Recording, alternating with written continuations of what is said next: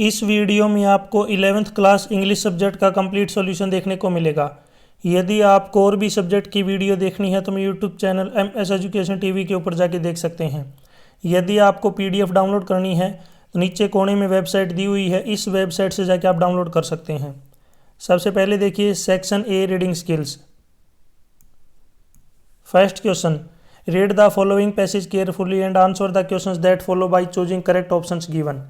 नीचे जो पैसेज दिया गया है इसको बिल्कुल ध्यान से पढ़ना है और इससे रिलेटेड जो क्वेश्चन पूछे गए हैं उनके आंसर आपको देने हैं। तो वीडियो को पॉज करके या फिर आप जो इसका स्क्रीनशॉट लेके आराम से आप जो इस पैसेज को पढ़ सकते हैं। पढ़ने के बाद नीचे जो क्वेश्चन पूछे गए हैं उनके आंसर जो आप इजीली दे पाएंगे। इस पैसेज से रिलेटेड फर्स्ट क्वेश्चन है, people wait for the rains since they can dash in it. तो इसमें आ जाएगा यहाँ पे splash. Question 2, after getting wet in rain we should put on dry clothes as early as possible. Option C right. Question 3, besides maintaining kitchen hygiene we should dash so as to keep as disease free in the rainy season. इसमें आएगा avoid raw fruits. Option A right. Question 4, the passage suggest that small children should wash their hands dash in the rainy season since they have lower immunity. इसमें आ जाएगा frequently. Option A right. Question 5, the word in the passage which mean same as prone and vulnerable. इसमें आपको जो है यहाँ पे same बताना है, जो सेम मीनिंग है इसका क्या बनेगा, इसका बनेगा ससेप्टिबल। इसमें ऑप्शन बी राइट होगा। Question 2, read the following passage carefully and make notes on it also supply suitable title. नीचे जो पैसेज दिया गया इसको बिल्कुल ध्यान से पढ़ना है, फिर उसके बाद यहाँ पे आपको नोट्स बनाने हैं और साथ ही साथ इसके लिए आपको एक सूटेबल टाइटल, जो अच्छा टाइटल आपको लगे वो लिख सकते हैं। टाइटल देखिए यहाँ पे अलग अलग जो स्टूडेंट हैं उनके अलग अलग अपनी थिंकिंग के अकॉर्डिंग जो है टाइटल हो सकता है, ज़रूरी नहीं है कि सभी का टाइटल सेम हो। इस पैसेज को एक बार बिल्कुल ध्यान से पढ़ लीजिए वीडियो को पॉज करके, या फिर आप जो इसका स्क्रीनशॉट लेके आराम से आप इसको पढ़ सकते हैं। पढ़ने के बाद जो टाइटल रहेगा इसका essential of a good business letter, ये भी हो सकता है, ये बेस्ट है। इसके अलावा अगर आप कोई और भी टाइटल देना चाहें तो वो भी आप दे सकते हैं। नीचे यहाँ पे आपको नोट्स में देखिए सबसे पहले हेडिंग के बाद नीचे यहाँ पे आप सब हेडिंग्स देख सकते हैं। हेडिंग है qualities of a good business letter, नीचे यहाँ पे इसकी सब हेडिंग्स हैं। नेक्स्ट है हेडिंग्स है कंसेंसिस, नीचे यहाँ पे इसकी सब हेडिंग्स दी गई हैं। उसके बाद नेक्स्ट हेडिंग है स्टाइल एंड इम्प्रेशन, नेक्स्ट नीचे यहाँ पे इसकी सब हेडिंग्स है। नेक्स्ट हेडिंग है क्लैरिटी, उसके नीचे यहाँ सब हेडिंग्स दी गई हैं। लास्ट में यहाँ पे एब्रीवेशन भी यूज़ की गई, ये भी आप यूज़ कर सकते हैं। जैसे यहाँ पे शॉर्ट में इन्फो का मतलब है इन्फॉर्मेशन और REF का मतलब यहाँ पे है रिफरेंस, तो ये भी जो है शॉर्ट फॉर्म जो है एब्रीवेशन यूज़ कर सकते हैं आप। नेक्स्ट है सेक्शन B राइटिंग स्किल्स। इसमें क्वेश्चन 3 है, you are secretary of a English literary association of Tagore memorial school Patna, write a notice for the notice board inviting name of those who would like to participate in the proposed inter house debate contest. यदि कोई भी candidate student participate करना चाहता है inter house debate contest में तो वो अपने जो नाम है यानी कि दे सकता है। उसके लिए यहाँ पे आपको एक नोटिस तैयार करना है। सबसे ऊपर तो आपको स्कूल का नाम, नीचे डेट लिखनी है, आगे जो है कंप्लीट ईयर लिखना है, जो भी ईयर चल रहा है। नेक्स्ट यहाँ पे आपको बीच में लिखना है इंटर हाउस डिबेट कंटेस्ट। ये जो आपको ब्लॉक लेटर यानी कि कैपिटल लेटर में लिखना है। ये कंप्लीट जो है नोटिस आपका बॉक्स के अंदर होना चाहिए। नीचे इसमें यहाँ पे आप कुछ इससे रिलेटेड जो पॉइंट्स है वो आपको लिखने हैं।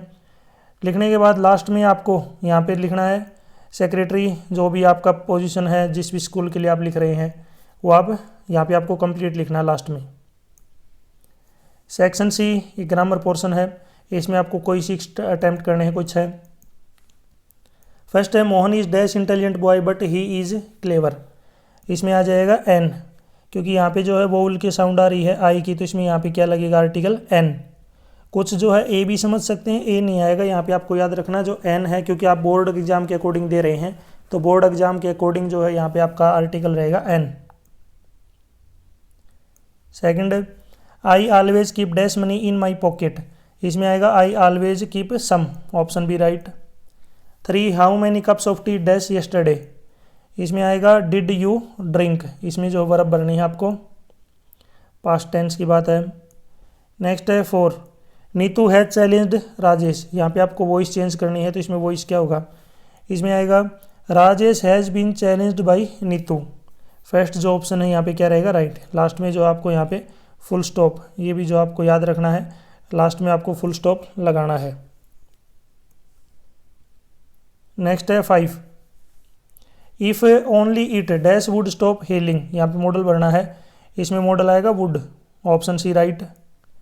6, the train stopped dash the man got off, इसमें आपको कंजक्शन भरना है, इसमें आ जाएगा the train stopped and the man got off, and जो है इसमें कंजक्शन आएगा।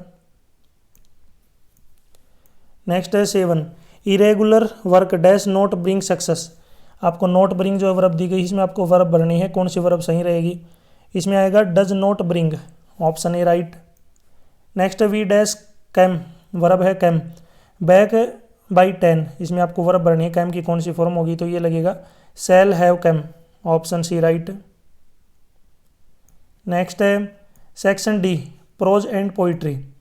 क्वेश्चन 5, आपको नीचे जो पैसेज दिया गया इसको बिल्कुल ध्यान से पढ़ना है और इससे रिलेटेड जो क्वेश्चन पूछे गए हैं उनके आंसर आपको देने हैं। तो इस पैसेज को आराम से आप पढ़ लीजिए, इससे रिलेटेड यहाँ पे क्वेश्चन पूछे गए हैं।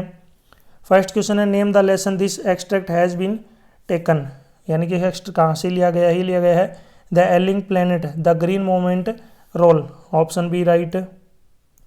इसमें जो है ऑप्शन बी क्या हो जाएगा अपना राइट।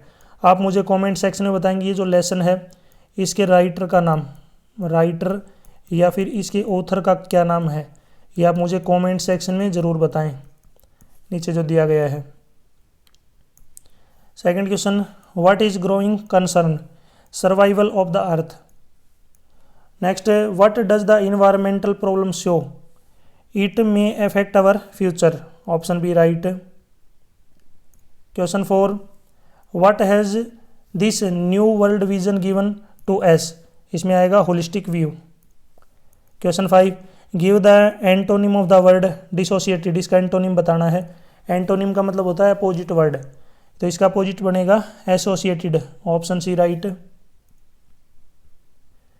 इसी के ओर में यहाँ पे स्टेंजा दिया गया है, इसको आपको पढ़ना है, इससे रिलेटेड जो क्वेश्चन पूछे गए हैं उनके आंसर आपको देने हैं। फर्स्ट क्वेश्चन जो है इससे रिलेटेड है स्टेंजा से, name the poem of the stanza has been taken from, stanza कौन सी पोइम से लिया गया है, childhood, option D right. Second question, name the poet, poet का नाम है Markus Natten. Question 3, what has the poet understood about adults, adults pretend to be always good, option C right. Question 4, what does the behaviour of adult reveal, इसमें आएगा hypocrisy, जो इसमें option D right होगा। Question 5, find out the synonym, synonym बताना है इन दोनों का, दोनों जो है ग्रोन अप एंड टोट, इनका सिनोनिम क्या होगा, यानी कि सेम वर्ड। तो इसमें जो क्वेश्चन 5 में जो अपना राइट आंसर होगा, इसमें जो आएगा अपना ग्रोइंग का मतलब है एडल्ट, और नेक्स्ट है ग्रोइंग का जो अभी जो है ग्रो अप का जो सिनोनिम होगा ये हो जाएगा अपना एडल्ट, और जो टोट है टोट का हो जाएगा प्री रिच्ड। Question 6, what was Gangadhar Pant experience is Azad Maidan, ये क्वेश्चन लिया गया द एडवेंचर से। ये क्वेश्चन देखिए लॉन्ग क्वेश्चन है, इसको आप पढ़ लीजिए आराम से, एक बार समझ लीजिए इसको। देखिए इसका आंसर है Gangadhar Pant experience at Azad Maidan in the alternate reality was deeply unpleasant and disturbing. When he arrived there he saw a public meeting taking place and noticed the presidential chair vacant. Believing he had been invited to preside over the event, he confidently took this seat. However, the crowd did not recognize him and refused to let him speak. Their attitude turned hostile, and even though Gangadhar Pant tried to explain and reason with them, the audience grew increasingly aggressive. Eventually, the angry crowd stormed the stage and forcibly removed him. This shocking and humiliating incident left a lasting impression on him. After returning to the real world, he resolved never to preside over any public function or address a gathering again. The episode reflects the strange and unsettling nature of alternate world he experienced. Question 7, आपको कोई 3 question attempt करने हैं, 2-2 number के question है।